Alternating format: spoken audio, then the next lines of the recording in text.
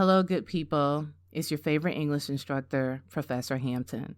At this point, since everybody has an honorary doctorate, I should just start calling myself Dr. Hampton.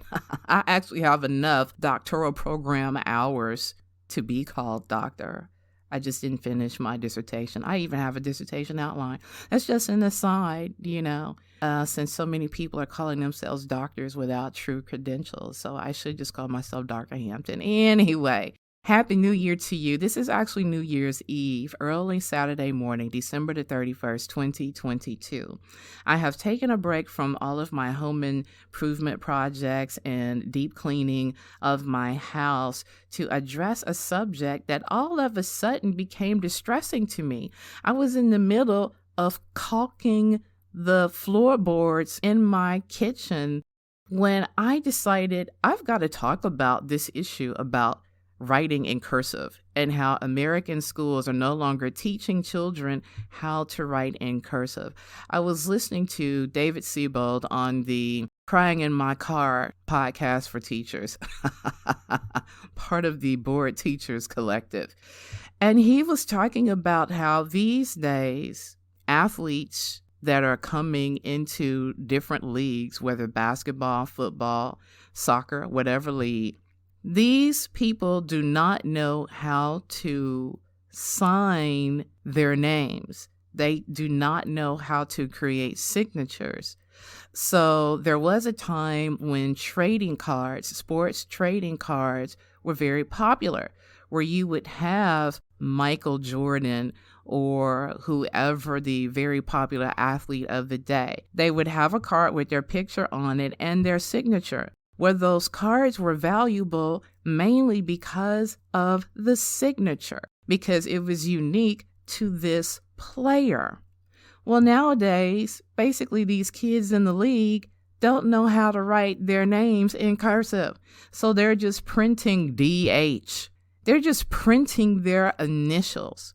Basically, these new athletes do not know how to give an autograph because they do not know how to write their names in cursive. How ridiculous is that? There was a time when you met a celebrity that it was special to get their autograph on your t-shirt or your book or some item that you had that represented that celebrity. Because now you had a personal connection. When you had that person's signature, you could show your people and say, look, I got Marilyn Monroe's signature. Look, I got Denzel Washington's signature on the back of my program. Because maybe you caught him on Broadway and he signed your playbill. So now the whole trading card enthusiasm goes out of the window because these players cannot write their own signatures.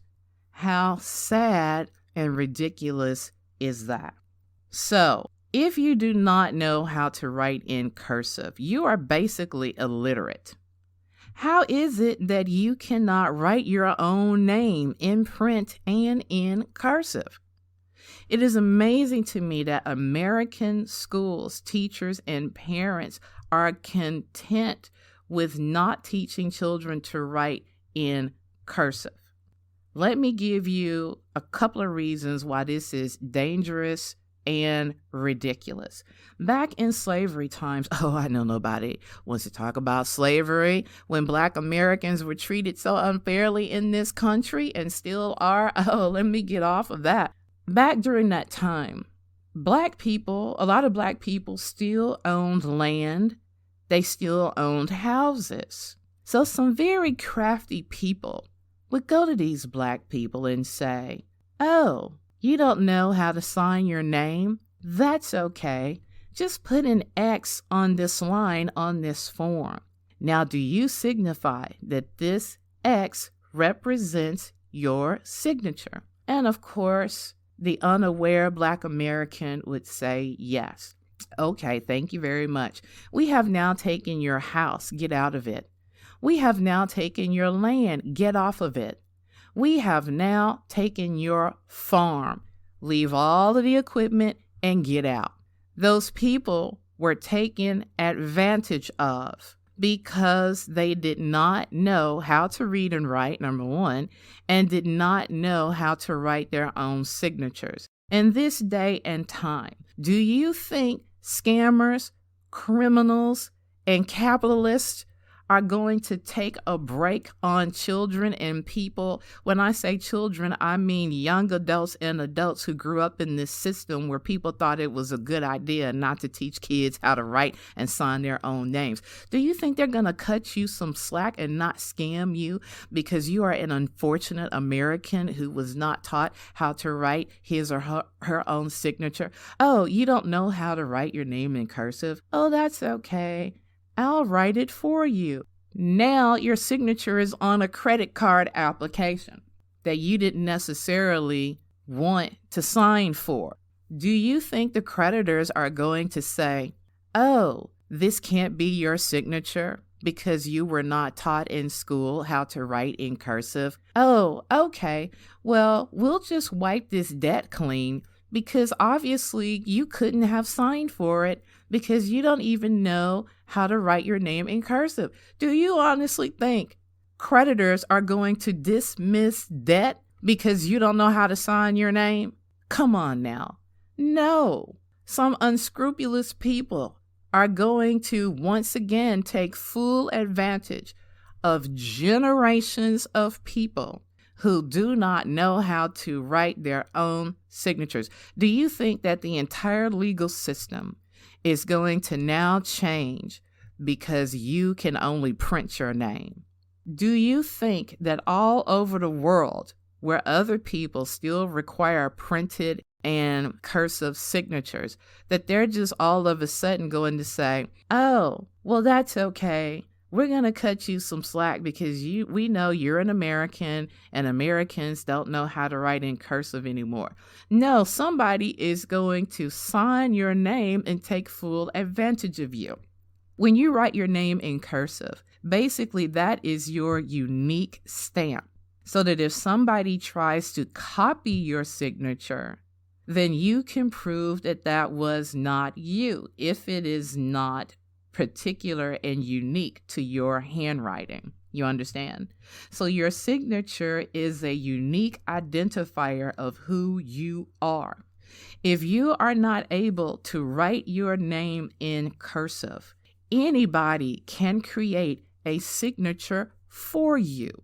They can use that signature to put on all sorts of legal documents that can cost you financially and very much personally. If you go to another country where they require a signature and you don't know how to write your name in cursive, do you not think somebody will not say, oh, I'll do it for you? And so now they are going to create a signature for you that they can put on all sorts of contracts and documents. And how are you going to deny it?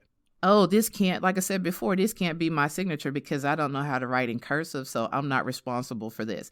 That is not how the world works. And if you are a parent listening to this, you should adamantly require your child at least to write their name in cursive. So there is a real danger in not knowing how to write in cursive. There's a real danger in not knowing how to write by hand. Do you know that creativity is linked to drawing and writing and printing by hand? Your right and left brains are stimulated through those activities. That's why journaling, writing in journals, is so popular these days, because it helps you to slow down and to think and to consider and make some better decisions. There is a whole system out there who does not want generations of people to know how to think, to not be creative. There is a whole system that is about to capitalize off of illiterate Americans. But parents, students, teachers are just passively allowing this to happen. Oh, this is one less thing we don't have to teach these kids then. Are you kidding me? So you are going to allow laziness and incompetence to inhibit generations of people because you no longer think it's important. Listen, there are articles out now about how Gen Z is computer illiterate because playing video games and playing on an iPhone is not the same as completing high-level tasks on a computer in the workplace.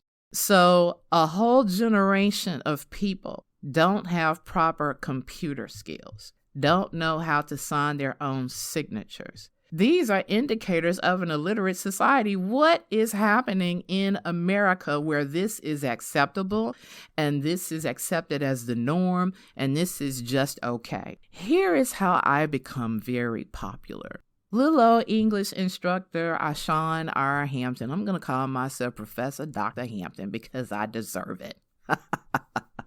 I become very popular because in the school systems and even in colleges and universities, people are not being taught how to properly use and understand the English language. People are not teaching grammar the way that they should. You know why? Because a lot of teachers don't understand grammar. Yeah, I said it. A lot of teachers do not truly understand the fundamentals of good writing. And so they are allowing students to have all sorts of errors in their work without checking it or correcting it. How do I know this? I had a parent, one of my own students, a parent, say that she took my proofreading class and actually got a new job based on taking my proofreading class. She said that she was looking at her high school daughter's English papers. She went all through it and her daughter had all sorts of errors in it, but she got a passing grade on it. And she was like, how did this get, she got like an A or a B on it. And she was like, how did this get a passing grade with all of these errors in it? The teacher did not make any comments about correction. So her daughter took her corrected paper to the teacher, the paper that her mother corrected for her. The woman who took my proofreading class corrected her daughter's English paper and sent it back to the teacher to take a look at what she should have cited as errors. And the teacher basically said, oh, well, good, you've got somebody who knows what they're doing. Instead of the teacher saying, oh, yeah, I'll do better about correcting your paper, instead of taking responsibility for not adequately instructing this student, the teacher was basically like, oh, well, good, somebody teaching you then. I don't care what the school systems are telling you. The world still wants you to know how to read, how to write, how to create sentences, how to write thoughtful paragraphs, how to write essays, how to write books. We still need writers in the world. Not just writers, but good, intelligent, thoughtful, enlightened, creative writers. And there seems to be no space for teaching that in today's classrooms. Why? Because teachers are having to defend themselves against students. Basically, students are fighting the teachers, and everybody is putting it on TikTok, recording it from their phones and putting it on TikTok. The poor teacher is getting abused. And if the teacher defends himself or herself, then all of a sudden they get fired because they didn't allow the student to beat them up. Are you kidding me? Teachers are going viral for having pop-locking dance-offs with their students when it is a verifiable fact that the majority of students who have graduated in the past 10 to 20 years cannot read at the college level. How do I know this? One, because I taught for many years at the college level. There is a university here, the university I graduated from, who never would have even thought of offering developmental reading courses. Because basically, if you don't know how to read at the college level, you don't need to apply. Well, I guess they were losing a lot of business because they created developmental reading and developmental English courses so that people could actually apply and enroll into their university. So they basically had to drop their standards because so many potential students could not meet their standards. Think about that. So if your student gets an A in a classroom now, it's not an A that we had to work for as Generation Xers. This is just, oh, your student got an A. That's because they have surprised the teacher by how much they knew. So truly, this must deserve an A. And here's another very serious thought that I want you to think about. You are limited by the knowledge of your teacher. As a student, you are limited by what your teacher knows. As a parent, your child, your student is limited by the knowledge of the teacher. So if your teacher does not know very much, your student is not going to learn very much. Now, in the classrooms, this is so crazy, but basically I was accused of being too smart.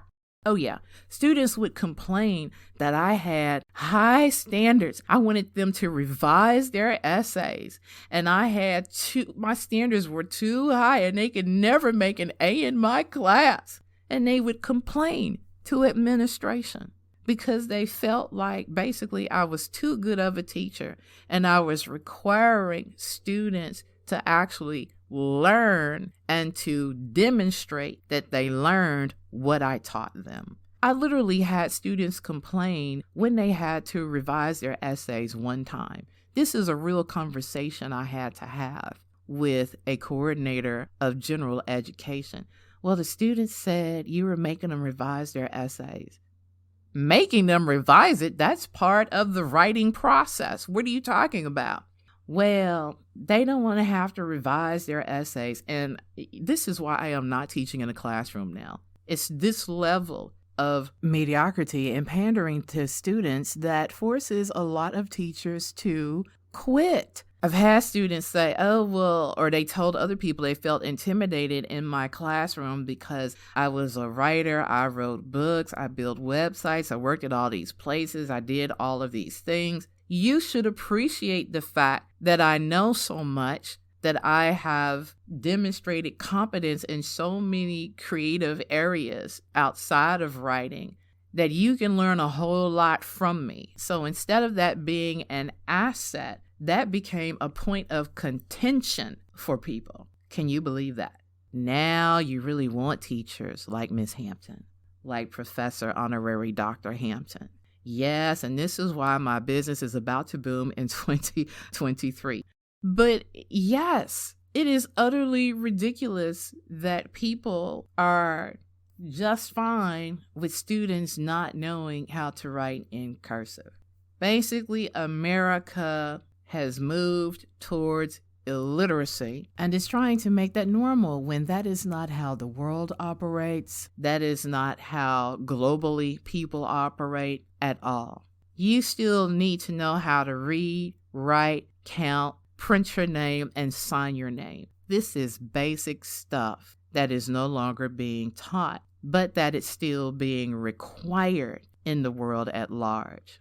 So just because teachers aren't teaching it does not mean you still don't need to know it. Right now, somebody could make a lot of money off teaching people how to write in cursive. I might have to try to figure out how to do that online, because it really is something you really should be able to be in person and help guide the person's hand to show them how to write letters in cursive. But if you are looking for a side hustle, you don't have to have a college degree to teach people how to write in cursive, to teach kids how to write in cursive, because that is still a skill that is absolutely necessary in the world, but that is not being taught in a lot of schools. And I think that is utterly ridiculous. I'll say it again. If you do not know how to write in cursive, if you do not know how to write your own signature in cursive, that is an indicator of being illiterate. So at least you know there's still somebody out here like me. I am definitely a Generation Xer, meaning that we are still young enough to be in the game, but old enough to have the wisdom to know what's right and wrong. We have a work ethic still that makes us very important in the workplace and in the classroom. So when you go to www.arhampton.com, when you take my course previews, when you sign up for my courses that are very affordable, you can know that you are going to know grammar, you're going to know how to put good sentences together, you're going to know how to write paragraphs, you're going to know how to write essays. You are going to improve your writing and communication skills exponentially and in a short amount of time, because I've developed the classes in a way where you get a little bit of information at a time so that it seems very easy for you to get through the class, but you have actually learned a lot of complex material in a short amount of time. So again, go to www.arhampton.com. If you need to know how to write, if you feel that you are not learning anything you need to learn in your English courses, because you are not. If you are a parent and you are homeschooling, or you are very concerned about your child's education and you know they need to do better in the areas of English, then head to my website, www.arhampton.com. You can click and be led to my business page, onyxedonline.com.